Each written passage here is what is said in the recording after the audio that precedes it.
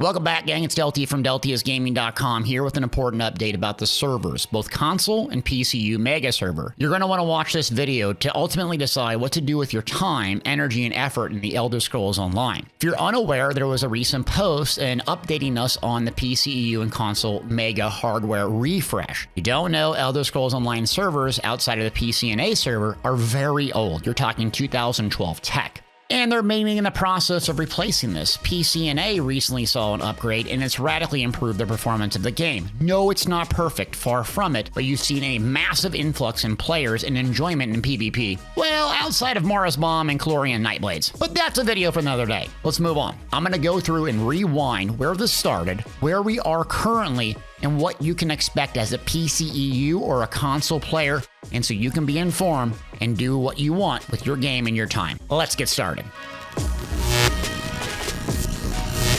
Kicking this off is a post by Gina Bruno, September 2021, where she talks about implementing new protocols to streamline data storage for new and active players. This kind of kicks off a chain of events regarding the database performance. Ultimately, ESO has been struggling with performance, and they're trying to find a million different ways to solve it, and this was just another one. If you follow the post down a bit further, it goes all the way to April of this year, 2022. Then it talks about we're approaching the final stages of completing the database sharding, not to be confused with sharting. April 5th, so you can recap performance benefits of the sharding as soon as possible. Skipping ahead to later in the post, completing this maintenance now will allow us to begin work on replacing our mega server hardware sooner. More news on that as we get closer to it happening. I'm waiting. So PCNA got the server upgrade on May 3rd. Now, some of this tech is 2012, according to Matt Fire from this post, and realize that what I've heard rumor mill here that PCNA was replaced not because they spend the most crowns, but because it was the oldest tech in place, and the developers live in North America.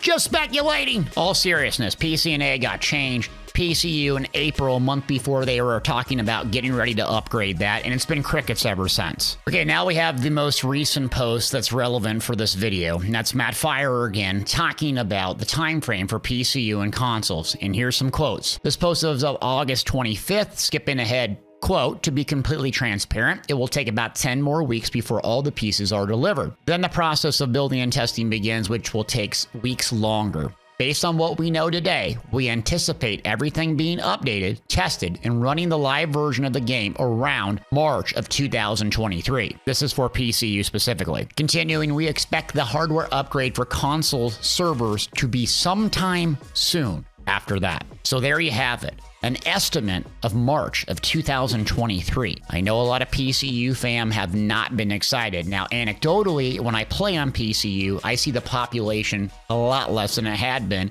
when both the mega servers were kind of crappy performance. Now you have a lot of people switching over to NA, especially the PvP crowd. It's also sinking into PvE as well. In March of 2023, considering they were doing the sharding and the cold storage a little bit earlier, and PCNA had already been upgraded, I think is a massive disappointment. You ever played other MMOs? Typically PCEU servers are the more dense population. I don't know why, or I know the math, and they don't share the data or the population, but usually PCU, if you go on prime time, European prime time or US prime time, the population is dramatically different. Unfortunately, this is going to take a very long time to get done. And we have no sight of cross-platform or cross-save. But what's the really big meat and potatoes here? I think it's for the consoles, and that it will be sometime soon after that. What does that really mean? Also something to think about for console players, how are they going to prioritize the servers? Is it going to be Xbox, Xbox NA, Xbox EU, PlayStation NA, PlayStation EU? Because we know Bethesda ZeniMax Online Studios both are owned by Microsoft now. So obviously the Xbox is a lot easier to control and coordinate and maintain and upgrade. What about PlayStation, folks? What are you going to do? How are they going to prioritize you? And there's no cross-platform, no cross-save. So it's a very interesting dynamic and a slippery slope for the company.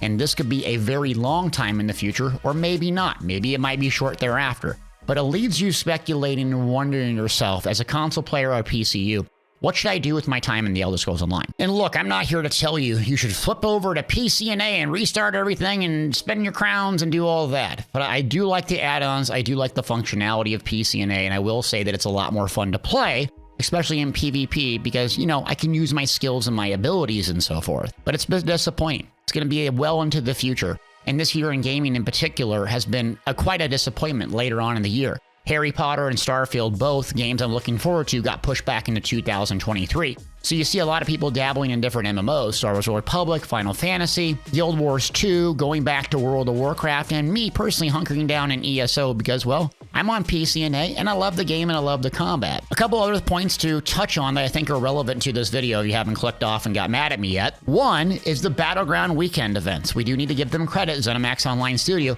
said they were going to execute on this, and they have been. Early on this year, 2022, they mentioned, hey, we're not going to be doing any PvP events, but we're going to look at Battleground weekend events. Fast forward to September, and there's still a little bit of progress on it. In fact, there's some UI elements. It's been on the public test server with very little incentives and so forth locking into one mode, but at least they are compliant on what they said. We get a post here June 23rd from Zos Gina Bruno, community manager. Quote, first, we're implementing some tech that will allow us to easily activate special Battleground weekends without requiring any server downtime to stop or play. The plan will be to feature a single game mode over several days and also grant 25% increased AP while participating. So they've been testing it. We don't have an indicator of when it's going to actually go live, but they're in the process of doing this, and that's actually a good place to start, that they actually are backing up what they said they were going to do. It seems like they have a lot of tech hurdles on all the different servers because, well, it's how this goes online, and the servers have plagued this game, unfortunately, since the beginning. But it's a positive, point in the right direction. I wish it would happen a lot sooner, and we'd have a lot more incentives. Video for another day. We have another post here a little bit later at Matt Firer on January 12th of 2022, so early this year. Skipping ahead to a little bit in the post, quote, so in order to give everyone a good play experience in high-intense situations like PvP and trials, we need to essentially rewrite some of the foundational server code to account for it. This should dramatically increase server performance, but obviously we need to test and evaluate as we go along. We've been planning this for the last quarter and we started working on it now, but as you can imagine, changing the fundamentals of a huge live game such as ESO is delicate and multi-step process, so expect it to take up much of 2022. Finishing up the post, we completely understand the frustration many of you feeling, especially with lack of information about PvP plans. This was a huge decision to make, and we needed to be sure we had exhausted all other possibilities before announcing this. Thanks for bearing with us. We will give you periodic updates about the re-architecture progress over the course of the year. Okay, where is the updates? Where are the periodical updates? September, we know nothing. Unless I'm missing something, I haven't heard a peep. If it's going to take up most of 2022 into 2023, fine. But if you say you're going to update us, where are we at in the re-architecture? Because last time I checked, the hardware refresh and the re-architecture of rewriting the base code are two separate issues. And we, as consumers, I believe, really need to know where are we on the course. Because I am planning to play on ESO MMO for probably 10 more years. I'll play single player games. I'll play other shooters and multiplayer games. But I usually always come back to an MMO because I like the socialization. I love the combat of ESO, I love the people, I like creating content. Because it changes every 3 months, so I have something to make and do and have clickbait videos just like this one. But as an audience, if you're going to say you're going to update us once every 6, 7, 8, 9, 10 months, I don't think is good. I would like more frequent updates, especially since this is what you're going to spend a lot of your time playing as your main game. Now, maybe I'm wrong and we will get an update. In fact, there was so much hubbub over Update 35 and the changes that there was a post by Zos Kevin in the forums going over that, hey, we're going to have a Q&A about the updates. That was in August and we haven't heard anything. So I don't know if ZeniMax Online is still planning to do this post/Q&A about the changes and about the direction of the game. Both the hardware refresh, the Update 35 kind of debacle and split in the community. I don't know if we're going to get a chance to go over this in this Q&A. There's 3 things I think need to be discussed as a community. What's going on with the hardware refresh? What's going on with the re-architecture of rewriting the base code? And then also, what's going on with the combat changes? What's the direction for ESO?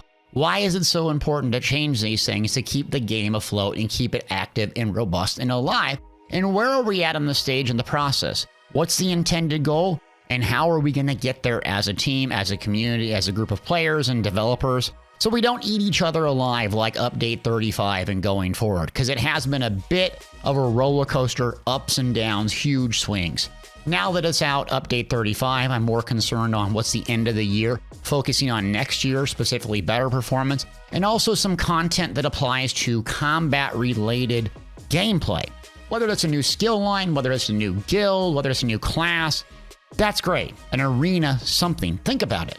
Markarth, VMA, those were DLCs. Imperial City, that was a DLC PvE PvP zone with an entire content loop and currency. Think about Morrowind. New class and a new trial. These were heavy hitters in the early days of Elder Scrolls Online. And I hope the servers get fixed. I hope this game lasts another 10 years. You'll be watching this channel as I continue to cover Elder Scrolls Online and maybe some other games along the way. Anyways, now you have enough information to make a informed decision about what you should do with your time in the Elder Scrolls Online or beyond and what server you should play. Thanks for watching.